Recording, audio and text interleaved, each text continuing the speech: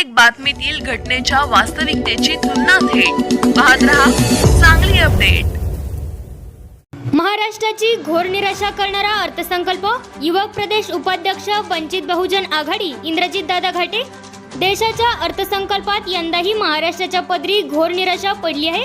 मागील वेळी बिहार आणि आंध्र प्रदेशला अनुक्रमे 26 व 15,000 कोटींचा निधी दिला। यंदाच्या अर्थसंकल्पात महाराष्ट्रासाठी कोणत्याही विशेष निधीची तरतूद झाली नाही। सर्वाधिक कर उत्पन्न देणाऱ्या महाराष्ट्राबाबत केंद्र सरकार कायमच दुजाभाव करत आले आहे। वाढती महागाई, इंधन दरवाढीने सामान्य जनता त्रस्त आहे।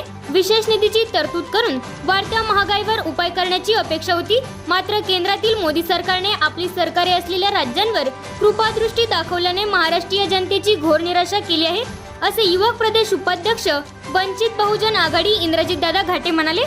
सर्वांना जय महाराष्ट्र, जय भीम, जय संविधान। आज देशाचा अर्थसंकल्प सादर झाला। आजचा अर्थसंकल्प हा सामान्यांना तोंडाला पाणी पुसणारा अर्थसंकल्प आहे असे मला वाटते। यात महाराष्ट्राला कुठलाही विशेष निधी दिला नाही।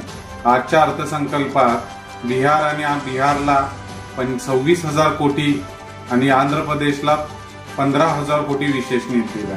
आज महाराष्ट्र हा देशाला सगळ्यात जास्त टॅक्स देतो, तरी महाराष्ट्राला देऊन पण महाराष्ट्रात हा दुजाभाव करणारा अर्थसंकल्प आहे असं वाटतंय।